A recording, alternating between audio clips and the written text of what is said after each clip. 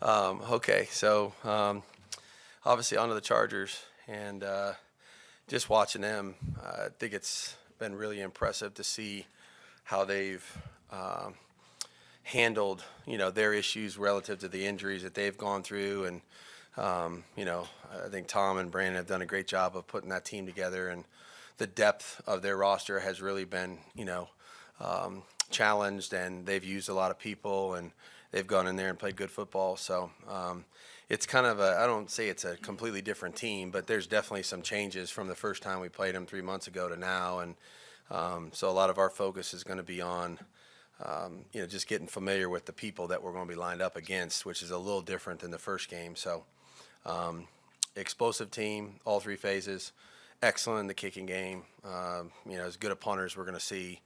Have used three kickers and don't miss any kicks. Carter's a dangerous returner. Offensively, obviously, where do you want to start? Herbert, excellent. Continues to do it at a high level, and I'm talking about basically everything in terms of quarterback play. Eckler, 80 catches, leads league in yards after catch, hard to tackle, touchdown maker. Obviously, scores a lot of points every year he's in the league, and I know they're getting some of their receiving weapons back too. So, big challenge for us on defense, and then defensively, Mac gave us fits in the first game. Derwin James, all over the field, as good a safety as we see, no doubt about it. Really good blitzer, good in coverage, finds the ball, gets it off of people. Got it off Arizona the other day, and they've played a lot of bodies on defense, which I guess is a tribute to Brandon and what he's been able to do, with the depth on the roster. So a lot of good football players, big challenge in all three phases. Josh, when you're putting your weekly practice schedule and all that together, especially this time of year, what's kind of the calculus on when to actually practice, have a walkthrough like you're doing today? And has that changed over the years when you're starting to think more above the shoulders than the physical part of it? Yeah, I think you just gotta know where your team's at and what they need. I think that the healthier you are.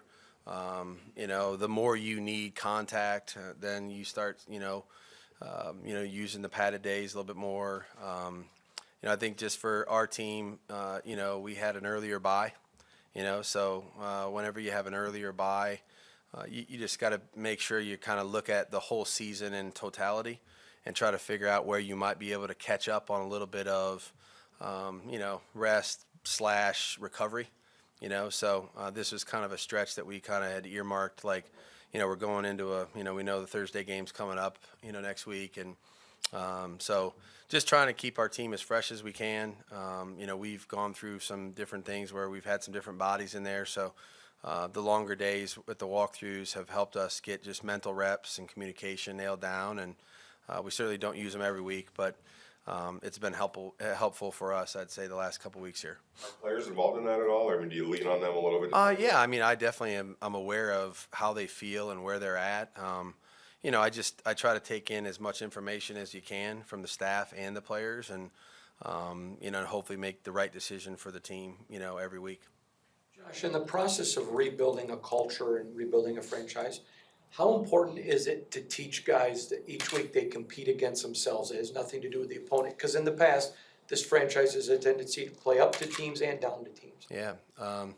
We're always seeking our own best performance, and we talked a lot about, this morning we watched the Seattle stuff and tried to, get that cleared up. And we learned a lot from it. And the reason we're doing that is because we're seeking progress, and so I think when you're consistently trying to do that, I think that you keep the focus on, your play and how well you're doing and what you can do better.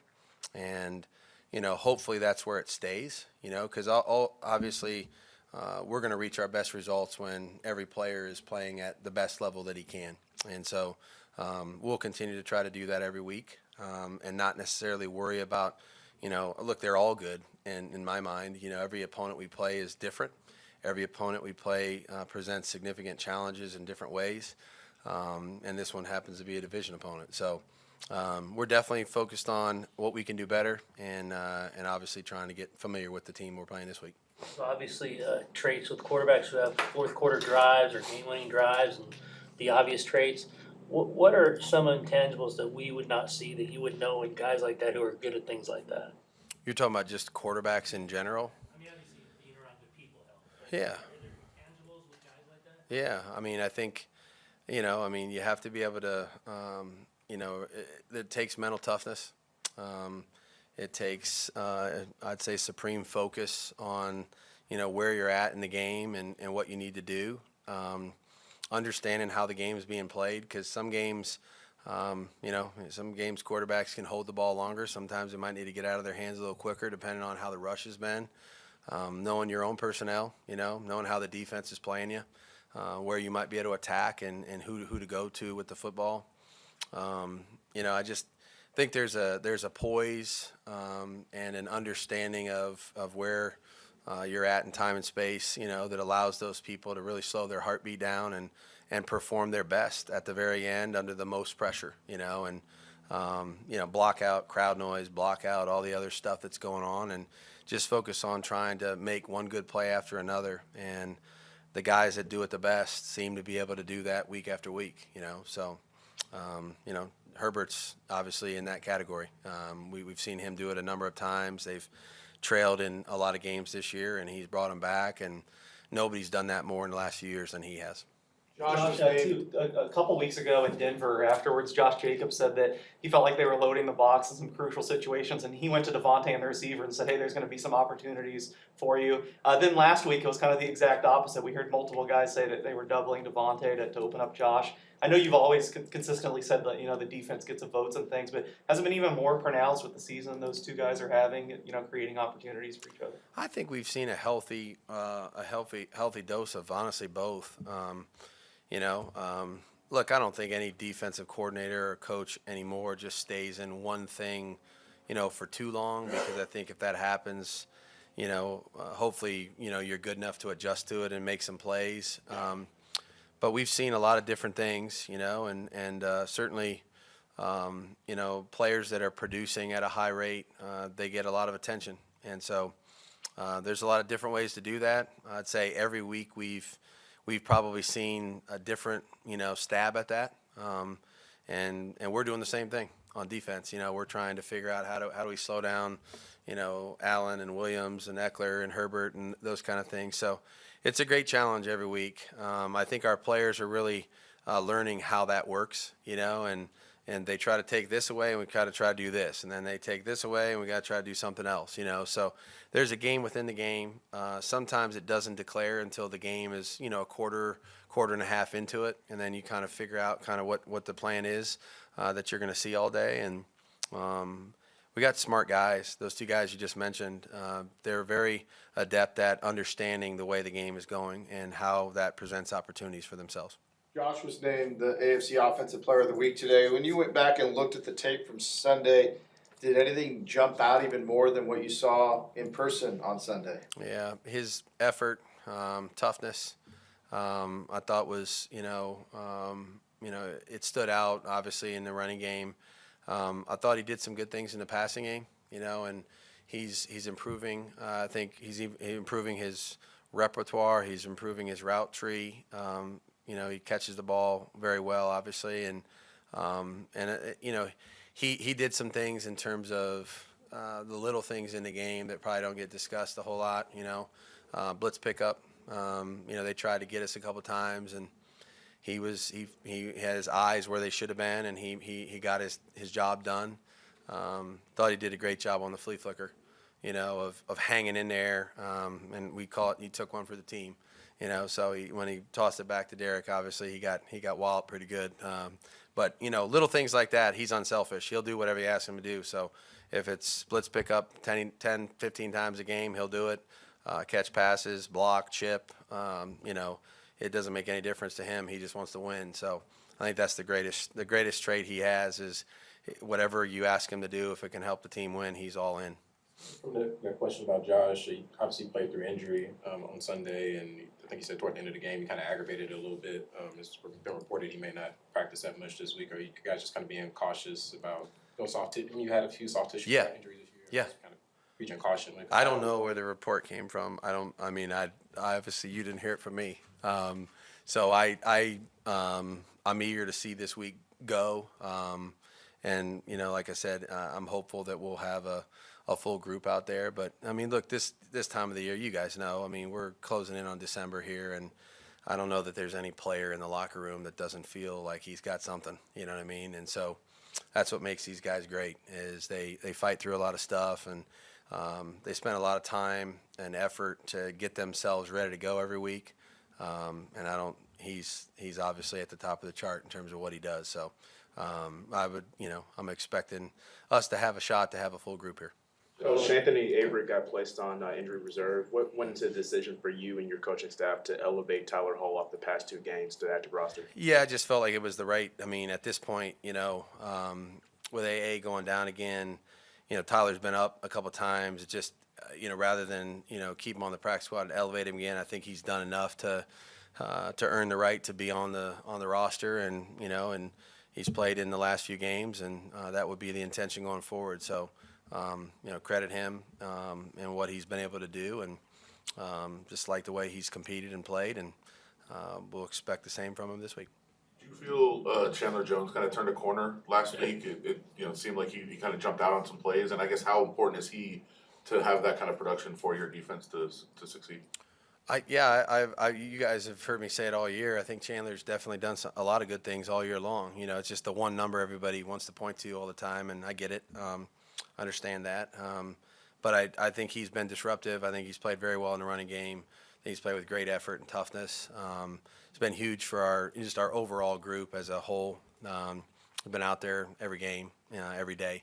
So, I think Chan's performance, mirrors some of the ones that he's had recently. He's been disruptive, created some issues for other people to make plays.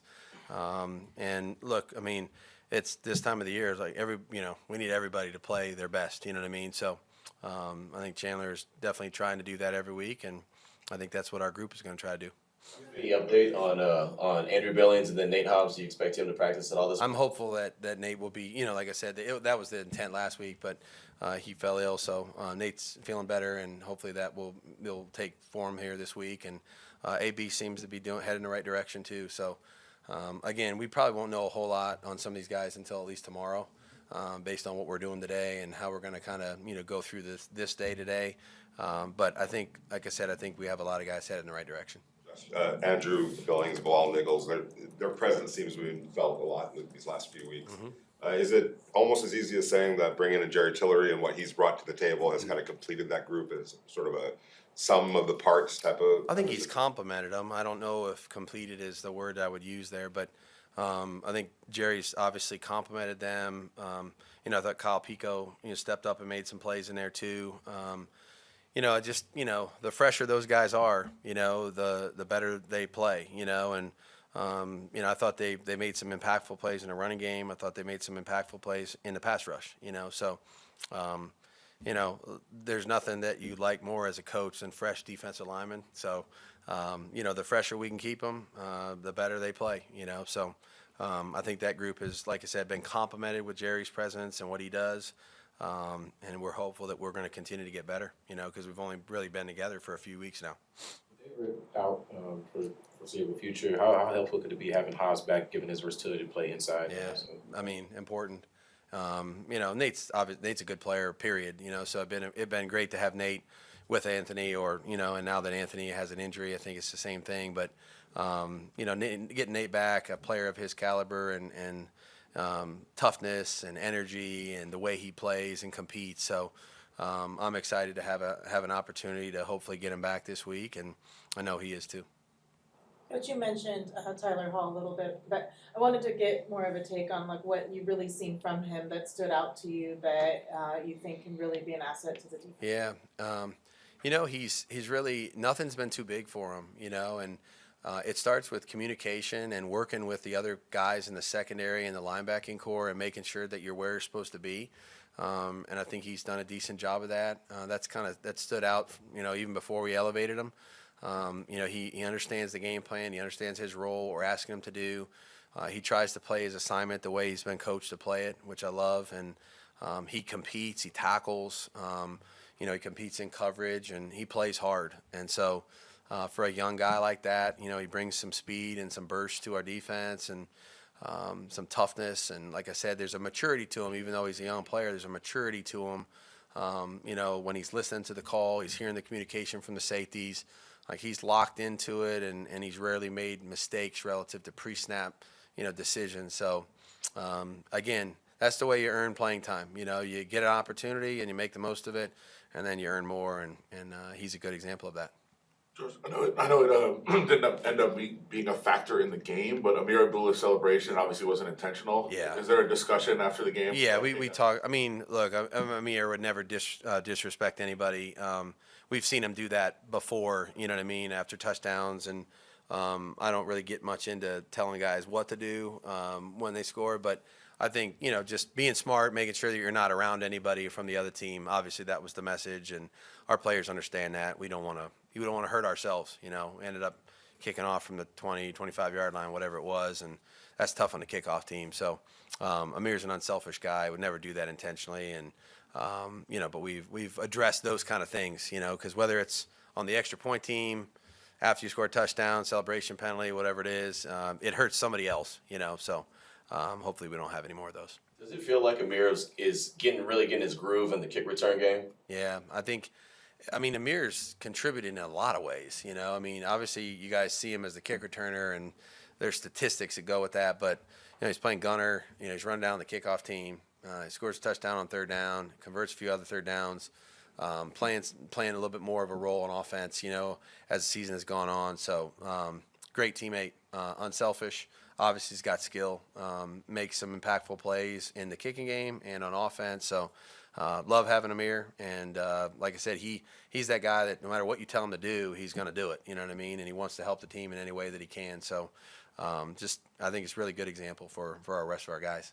Josh, I know you're focused on this week and it's a week away, but Darren and Hunter next week will be eligible. Or do you think they're close enough to start thinking about that next week? I think it's definitely close enough. It's just, I'd say timing and the fact that, that week is what it is. We'll have to make a decision here I'd say we'll have to factor in a lot of things here, because it's hard to, sometimes it's hard to play guys that haven't had any chance to practice. You know what I mean? That's the same thing we did with Hobbs last week. It's hard to say he's going to play and hasn't practiced in a month and a half. So I think that's, you don't want to do the disservice to the player. So, they're getting closer, no doubt. They're working really hard to get back as soon as they can, and we're aware of the clock, and we'll have to make a smart decision when that time comes. So I guess. All right. Good to go. Thank you.